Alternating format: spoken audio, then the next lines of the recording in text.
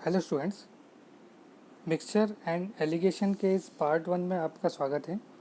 आज के इस वीडियो में हम जानेंगे कि मिक्सचर एंड एलिगेशन पर बेस्ड जो क्वेश्चंस होते हैं उनको कैसे सॉल्व करते हैं। ठीक है, तो बेसिक भी जानेंगे और साथ साथ में कुछ प्रॉब्लम्स भी हम इसमें सॉल्व करेंगे। ठीक है, चलिए आगे बढ़ते हैं। सबसे पहले जानते हैं मिक्सचर क्या होता है। देखिए, जब भी आप कभी दो या दो से ज़्यादा क्वांटिटीज़ को मिक्स करते हैं तो उसी को हम क्या कहते हैं, मिक्सचर कहते हैं। ठीक है, अब देखिए, जो जिन क्वांटिटीज़ को हमने मिक्स किया है मिक्सचर बनाने के लिए उन्हें हम कहते हैं इंग्रेडिएंट्स। ठीक है, तो जब भी हमें कोई मिक्सचर दिया जाएगा, ठीक है, तो जब मिक्सचर एलिगेशन की प्रॉब्लम्स पूछी जाएंगी तो उसमें जब हमें मिक्सचर दिया जाएगा तो उसमें वो मिक्सचर जिन चीज़ों से बना होगा उसमें एक तो महंगी चीज़ होगी, दूसरी सस्ती चीज़ होगी। ठीक है, या फिर अगर दो से ज़्यादा चीज़ों से बना होगा तो एक तरफ अगर सस्ती चीज़ें दी हुई होगी तो साथ में महंगी चीज़ भी दी हुई होगी, ताकि जब ये मिक्सचर प्रिपेयर होगा तो इसका जो प्राइस रहेगा वो उन सस्ती और महंगी चीज़ों के प्राइस के बीच में आपको कहीं पर मिलेगा। ठीक है, तो एग्जैक्ट एवरेज हो ये ज़रूरी नहीं है, एग्जैक्ट मीन हो ये ज़रूरी नहीं है, लेकिन वो प्राइस डिपेंड करेगा किस पर्टिकुलर रेशो में वो क्वांटिटीज़ मिलाई गई हैं उस पर। ठीक है, तो जैसा रेशो होगा उसी के अकॉर्डिंग उस मिक्सचर का प्राइस बनेगा। ठीक है, तो मेरे ख्याल से ये समझ में आपको आ गया होगा। तो जब भी हमें कोई मिक्सचर दिया होगा तो उसमें अगर हमें पता करना है कि इसके जो इंग्रेडिएंट है उनको किस रेशो में मिक्स किया गया है, ठीक है, तो वो हम कैसे कर सकते हैं, by applying the rule of alligation. Rule of alligation को अप्लाई करके हम रेशो को पता कर सकते हैं कि किस रेशो में क्वांटिटीज़ को मिक्स किया गया है। ठीक है, अब बात करते हैं मीन प्राइस की। मीन प्राइस जो मिक्सचर हमारा प्रिपेयर हुआ है, मैंने आपको बताया कि वो सस्ती जो चीज़ें हैं उनके प्राइस से उसका प्राइस ज़्यादा होगा, मिक्सचर का प्राइस ज़्यादा होगा। वहीं दूसरी तरफ जो महंगी चीज़ें हैं उनसे जो है इसका जो प्राइस है वो कम होगा। ठीक है, तो उसी प्राइस को हम कहते हैं मीन प्राइस। ठीक है, चलिए अब हम आगे बात करते हैं रूल ऑफ एलिगेशन की। तो रूल ऑफ एलिगेशन क्या होता है, देखिए, जब भी हम बात करते हैं रूल ऑफ एलिगेशन की, तो rule of alligation weighted average से रिलेटेड है, एक कॉन्सेप्ट है। देखिए, वेटेड एवरेज मैंने आपको बताया है। एवरेज के जो मेरे वीडियोस हैं आप देखिएगा, उसमें मैंने वेटेड एवरेज का पूरा कॉन्सेप्ट बताया है। ठीक है, उसके साथ ही साथ हमने वेटेड एवरेज के कुछ क्वेश्चंस भी उन वीडियोस में किए हैं सॉल्व। तो अगर आपने वो वीडियो नहीं देखा है तो आप डिस्क्रिप्शन में आपको लिंक मिल जाएगी, आप उसके थ्रू वीडियोस को देख सकते हैं। और साथ ही साथ आप चाहें तो चैनल को सब्सक्राइब कर लीजिए, आप चैनल पर जाकर भी वो वीडियो को देख सकते हैं। ठीक है, तो फिलहाल हम बात करते हैं कि कैसे हम वेटेड एवरेज के जो कॉन्सेप्ट है उसको रूल ऑफ एलिगेशन में अप्लाई कर सकते हैं। ठीक है, तो चलिए हम वेटेड एवरेज के फॉर्मूले से शुरू करते हैं। तो हमारे पास वेटेड एवरेज का फॉर्मूला है A=N1A1 + N2A2 divided by N1 + N2। ठीक है, यहाँ पर हम क्या करते हैं, क्रॉस मल्टीप्लाई कर लेते हैं। तो क्रॉस मल्टीप्लाई जब हम करेंगे तो ए में मल्टीप्लाई हो जाएगा N1 और N2 का, N1 + N2 का। तो हमारे पास क्या मिलेगा, हमको N1A + N2A मिलेगा, और साथ में इक्वल टू में हमें क्या मिलेगा, N1A1 + N2A2। ठीक है, यहाँ पर हमने क्या किया है, यहाँ पर इसको क्रॉस मल्टीप्लाई कर लिया है। ठीक है, चलिए अब देखिए हम क्या करेंगे, N1A1 को इस तरफ लेकर के जाएंगे तो ये माइनस का हो जाएगा। वैसे ही N2A को इस तरफ लेकर के आएंगे तो ये भी क्या हो जाएगा, माइनस का हो जाएगा। ठीक है, चलिए इसको कर लेते हैं।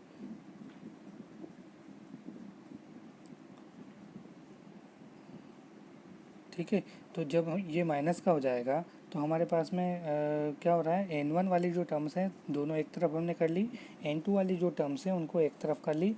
तो उसमें अब दोनों क्वांटिटीज़ में से हमने यहाँ पर N1 को कॉमन निकाल लिया और यहाँ N2 को कॉमन निकाल लिया है।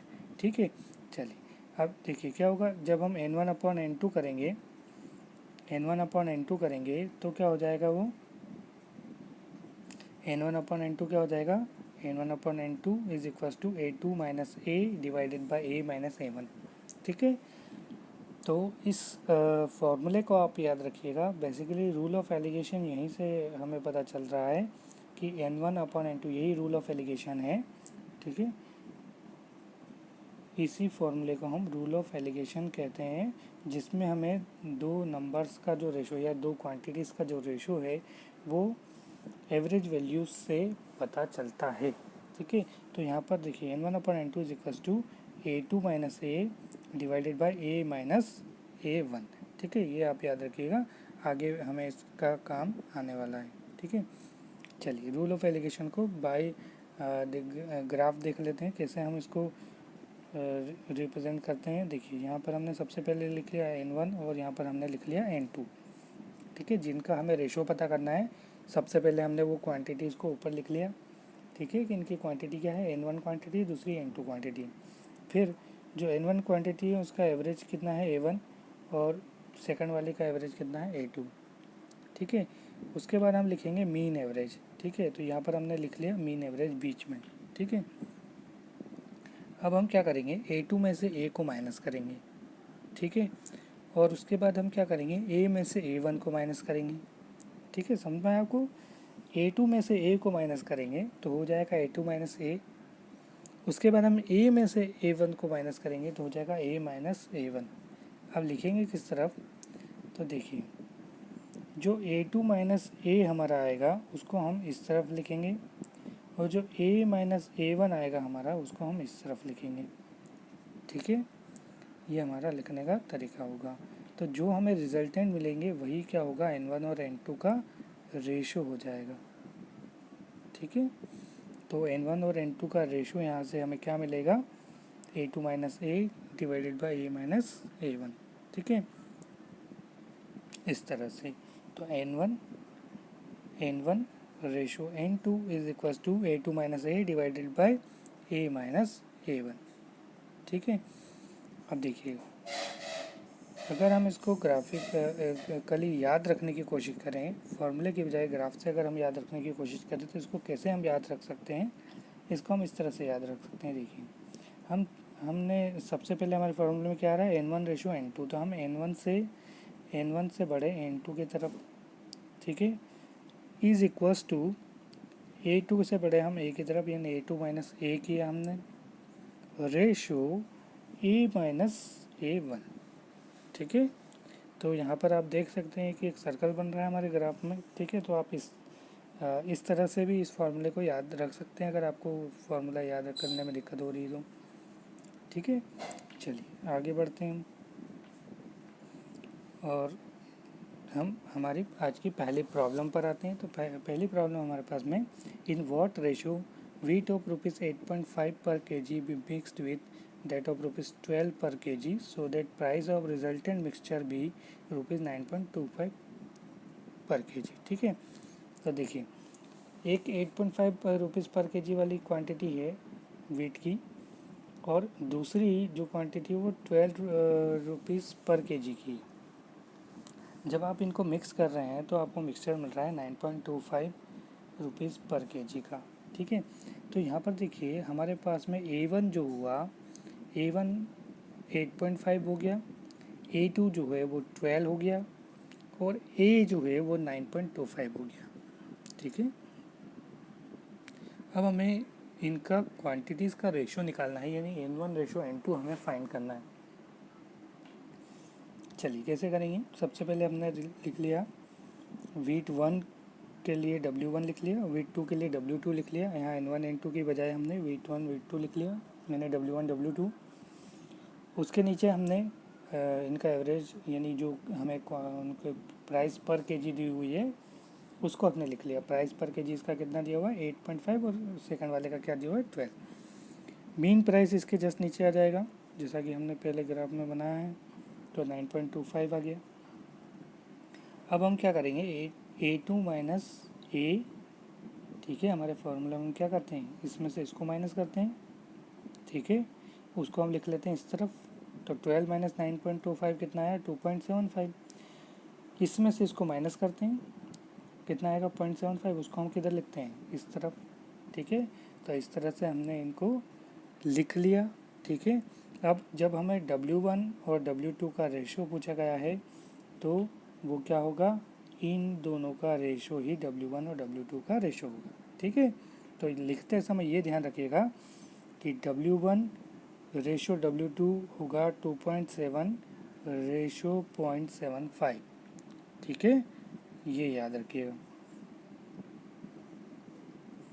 ठीक है, तो W1 रेशो W2 हमारा हो गया 2.75 रेशो 0.75। ठीक है, इसको फर्दर सॉल्व करेंगे हम तो क्या हो जाएगा, ये 11:3। चलिए आगे बढ़ते हैं। सेकंड क्वेश्चन है, in what ratio water be mixed with the milk worth ₹9 पर litre so that new mixture cost ₹7.5 पर लीटर। अब यहाँ पर आपको वाटर को मिक्स करना है मिल्क में, और जो मिक्सचर प्रिपेयर होगा मिल्क का वो 7.5 पर लीटर का होना चाहिए। ठीक है, चलिए इसको कैसे सॉल्व करेंगे। सबसे पहले हमने लिख लिया वाटर और मिल्क। ठीक है, एक तरफ हमने वाटर लिख लिया, एक तरफ मिल्क लिख लिया। वाटर की कॉस्ट हम 0 अज्यूम करके चलते हैं, हालांकि जो वाटर है वो तो अनमोल है, उसकी कोई प्राइस नहीं हो सकती। ठीक है, लेकिन यहाँ पर क्वेश्चन को सॉल्व करने के लिए हम ये मानेंगे कि इसकी कॉस्ट क्या है, 0 है। ठीक है, और मिल्क क्या हो गया, 9 रुपीज़। ठीक है, अब जो मीन प्राइस है वो हमने इसके नीचे लिख लिया 7.5। ठीक है, चलिए अब आगे हम इसको सॉल्व करते हैं। तो इसके आगे जब हम इसको सॉल्व करेंगे तो कैसे करेंगे, फॉर्मूले से हमारे A2 - A है ना, मतलब 9 - 7.5 है ना, ये कितना आएगा 1.5, वो इस तरफ आ जाएगा।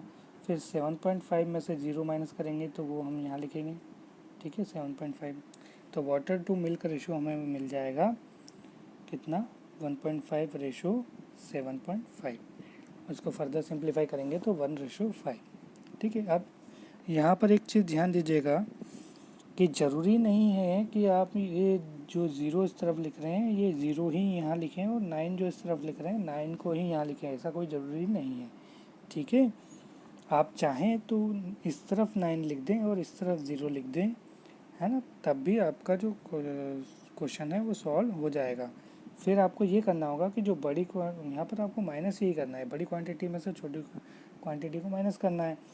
तो जब आप इस तरफ 9 लिख देंगे तो 9, देखिए जब आप 9 को इस तरफ लिख देंगे तो आप इधर 9 में से 7.5 को माइनस करके यहाँ पर आपका आ जाएगा 1.5 आ जाएगा। ठीक है, उस केस में मिल्क ये बन जाएगा।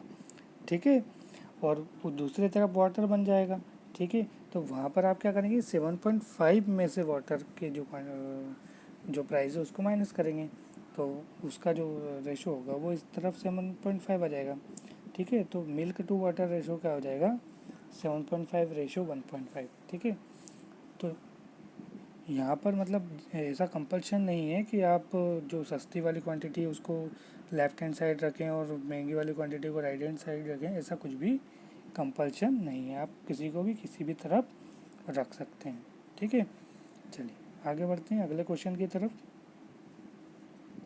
तो हमारा जो तीसरा क्वेश्चन है ये कह रहा है, A buy 2 scooter for ₹50,000 and sells them for ₹60,000। 50,000 रुपये में 2 स्कूटर खरीदे और 60,000 रुपये में बेच दिए। One was sold at 12% profit while other at 32% profit. एक को उसने 12% प्रॉफिट पर बेचा और दूसरे को 32% प्रॉफिट पर बेचा है। Find cost price of the scooter sold at 12% profit. तो 12% प्रॉफिट पर जो स्कूटर बेचा गया है उसकी कॉस्ट प्राइस आपको पता करनी है। ठीक है, अब देखिए यहाँ पर आपको ये कंफ्यूज नहीं होना है कि यहाँ 2 स्कूटर 50,000 रुपीज़ में अगर खरीदें हैं तो इसका मतलब ये है कि एक की कॉस्ट 25,000 हो गई, ऐसा नहीं है। ठीक है, एक स्कूटर की कुछ और कॉस्ट होगी और दूसरे स्कूटर की कुछ और कॉस्ट होगी, दोनों मिला करके जो कॉस्ट है वो 50,000 आपको दी हुई है। ठीक है, चलिए देखते हैं इसको कैसे सॉल्व करेंगे। सबसे पहले हम ये निकाल लेते हैं कि ओवरऑल प्रॉफिट कितना होगा। ठीक है, तो ओवरऑल प्रॉफिट कैसे निकालेंगे हम, जो हमारा सेलिंग प्राइस है, ठीक है, सेलिंग प्राइस में से कॉस्ट प्राइस को माइनस करेंगे तो हमें क्या मिलेगा, प्रॉफिट मिलेगा। ठीक है। अब इस प्रॉफिट को परसेंटेज प्रॉफिट में कन्वर्ट करने के लिए हम क्या करेंगे, तो उसके लिए हमें क्या करना पड़ता है, देखिए profit divided by cost price in 200, ठीक है। प्रॉफिट और लॉस दोनों ही हमेशा कॉस्ट प्राइस पर कैलकुलेट किए जाते हैं, सेलिंग प्राइस पर नहीं, ये आप कॉन्सेप्ट ध्यान रखिएगा। तो profit upon cost price in 200, ठीक है। तो प्रॉफिट कितना हुआ यहाँ पर 60,000 माइनस 50,000 यानी 10,000 प्रॉफिट हुआ, डिवाइडेड बाय कॉस्ट प्राइस यानी कि 50,000 से हम डिवाइड करेंगे और उसको मल्टीप्लाई करेंगे 100 से, ठीक है। तो जो हमारा आंसर आएगा वो कितना आएगा, 20% प्रॉफिट निकल के आएगा, ठीक है। तो ये हमारा मिक्सचर यानी मिक्सचर का जो कॉन्सेप्ट है उसी पर हम आ गए हैं यहाँ पर। तो मिक्सचर का जो वैल्यू हो गई वो हमारी 20 हो गई, ठीक है। चलिए आगे बढ़ते हैं, कैसे इसको सॉल्व करेंगे। तो सबसे पहले हमने लिखा स्कूटर 1 के लिए AC1 लिख दिया हमने, स्कूटर 2 के लिए AC2 लिख दिया। स्कूटर 1 को 12% प्रॉफिट पर बेचा गया है, स्कूटर 2 को 32% प्रॉफिट पर बेचा गया है। दोनों को लिख दिया हमने एक दूसरे के नीचे, है ना। स्कूटर 1 के नीचे स्कूटर 1 का प्रॉफिट और स्कूटर 2 के नीचे स्कूटर 2 का प्रॉफिट। मेन प्रॉफिट को हमने लिख दिया 20%। उसके बाद हम क्या करेंगे, स्कूटर 2 का जो 32 है उसमें से 20 को माइनस करेंगे तो हमारे पास क्या मिलेगा, 12 मिलेगा रिजल्ट, जिसको हम स्कूटर 1 के नीचे लिख देंगे। 20 में से 12 को हम माइनस करेंगे और उसको स्कूटर 2 में लिख देंगे, के नीचे लिख देंगे, ठीक है। स्कूटर 2 के नीचे लिख देंगे। तो हमारा जो रेशो निकल कर आया स्कूटर 1 और स्कूटर 2 का कितना आ गया, 12:8 आ गया, ठीक है। 12:8 और 12:8 को फर्दर जब हम सिंप्लीफाई करेंगे तो ये कितना हो जाएगा, 3:2। 4 से कैंसिल कर दीजिए इसको, 4 2 जा 4 3 जा, ठीक है। तो हमारा फाइनल रेशो निकल के आ गया 3:2, ठीक है। तो ये समझ में मेरे ख्याल से आपको आ गया होगा, है ना। तो जब प्रॉफिट आपको अगर 3:2 में दिया हुआ है तो कॉस्ट प्राइस भी क्या होगी, 3:2 में ही होगी, है ना। क्योंकि प्रॉफिट हमेशा किस पर कैलकुलेट होता है, कॉस्ट प्राइस पर कैलकुलेट होता है। तो जिस रेशो में देखिए, अगर कोई पर्टिकुलर चीज़ खरीदी गई है ना, और अगर उनका कोई कॉस्ट प्राइस पर्टिकुलर रेशो में है, ठीक है, क्वांटिटीज़ हैं और उनका जो कॉस्ट प्राइस है वो किसी पर्टिकुलर रेशो में है, तो उनका जो प्रॉफिट जब मिलता है, सेल करने पर जो प्रॉफिट मिलता है वो प्रॉफिट भी उनकी कॉस्ट प्राइस के रेशो में ही डिवाइड होता है, ठीक है। तो यहाँ पर हमने क्या किया है, यहाँ पर हमने प्रॉफिट का रेशो निकाल लिया है। तो प्रॉफिट का रेशो निकाला है तो वो ही रेशो किस पर अप्लाई होगा, कॉस्ट प्राइस पर भी अप्लाई होगा। तो कॉस्ट प्राइस का रेशो क्या होगा, प्रॉफिट के रेशो के इक्वल हो जाएगा यहाँ पर, ठीक है। चलिए, तो यहाँ पर हमें जब रेशो पता चल गया कॉस्ट प्राइस का 3:2 है, तो हमें स्कूटर 1 की कॉस्ट प्राइस पता करनी थी। तो वो हम कैसे निकाल सकते हैं, स्कूटर 1 का जो रेशो की यूनिट है वो कितनी है, 3। टोटल यूनिट की कितनी है, टोटल यूनिट होगी 3 + 2 5, ठीक है। तो आप क्या करोगे, 3 divided by 5 multiplied by total value, ठीक है। टोटल वैल्यू कितनी है, 50,000, ठीक है। बस इसको कैलकुलेट कर लीजिए, आंसर आपका आ जाएगा 30,000, ठीक है। अगर स्कूटर 2 का पूछा जाता है तो हम क्या करते हैं, सेकंड वाली क्वांटिटी यानी 2 लेते हैं, सेकंड वाला यूनिट लेते हैं रेशो का यानी 2। तो 2 डिवाइडेड बाई 5 करते और मल्टीप्लाई करते 50,000 से, तो हमारा कॉस्ट प्राइस निकल के आ जाता है सेकंड स्कूटर का,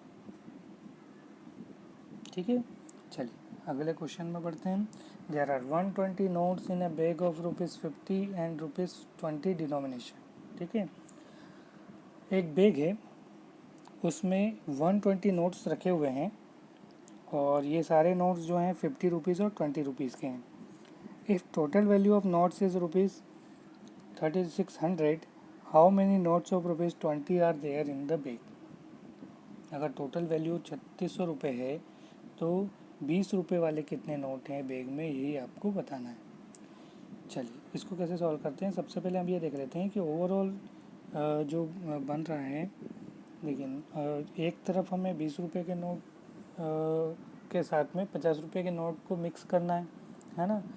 तो ओवरऑल हम देख रहे हैं कि जो मिक्स हो रहा है, मिक्सचर जो बन रहा है, इसमें ओवरऑल पर नोट कितने रुपये हमें पता चल रहे हैं। ठीक है, तो देखा जाए तो यहाँ पर पर नोट कितने रुपये हो रहे हैं, कैसे पता चलेगा? आप क्या करिए, कितने रुपीज़ बन रहे हैं टोटल 3600, ठीक है, और कितने नोट्स हैं 120 नोट्स है, तो पर नोट, एक नोट की कितनी वैल्यू हो गई 30 रुपीज़ हो गई। डिवाइड करेंगे हम 3600 को 120 से, तो एक नोट की कितनी वैल्यू हो गई 30 रुपये। ठीक है, अब ये 30 रुपये कैसे आ रहे हैं, 20 और 50 रुपीज़ के नोट्स को मिक्स करने पर। तो बस मिक्सचर एंड एलिगेशन का फॉर्मूला हमें यहाँ पर लगा देना है। चलिए सीखते हैं कैसे लगाएंगे।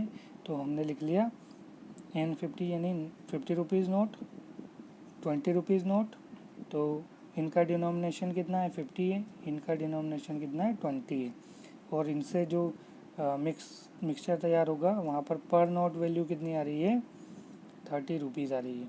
ठीक है, तो यहाँ पर देखिए 30 में से 20 माइनस हुआ, कितना आएगा 10, वो इस तरफ लिखा जाएगा। 50 में से 30 गया तो 20 आया, वो किस तरफ लिखेंगे, इस तरफ लिख देंगे, है ना। तो यहाँ पर इस तरह से आप इसको लिख सकते हैं। तो N50 रेशो N20 कितना हो गया, कितना हो गया, ये 10:20 हो गया। ठीक है, इस तरह से इसको सॉल्व करेंगे। तो 10:20 का मतलब क्या हुआ 1:2। अब आपसे पूछ रहा है कि 20 रुपीज़ के कितने नोट हैं इसमें, 20 रुपीज़ के कितने नोट होंगे, तो 20 रुपीज़ का जो यूनिट है रेशो का वो कितना है 2 है। ठीक है, और टोटल कितनी यूनिट है 3 है। ठीक है, तो आप क्या करोगे 2/3 multiplied by total number of notes कितने हैं 120 नोट्स हैं, तो 120 में से 20 रुपीज़ के नोट कितने हैं वो निकालना है ना हमको। तो कितना आएगा, ये हो जाएगा 40 मल्टीप्लाइड बाई 2 कितना हो जाएगा हमारा आंसर 80 नोट्स। ठीक है, तो मेरे ख्याल से आपको समझ में आ गया होगा। चलिए आगे बढ़ते हैं। ठीक है, तो आज का ये सेशन कैसा लगा, ये आपके लाइक से ही मुझे पता चलेगा। और आपको अगर कोई डाउट है तो आप कमेंट सेक्शन में कमेंट कर सकते हैं। ठीक है, और अगर आपको चैनल पर वीडियो पसंद आ रहे हैं तो आप वीडियोस को लाइक करिए, चैनल को सब्सक्राइब करिए, साथ में नोटिफिकेशन के लिए बेल आइकन को ज़रूर प्रेस कर दीजिएगा, ताकि अगर कोई वीडियो मैं अपलोड करता हूँ तो आपको जल्द से जल्द पता चल जाए। Thank you.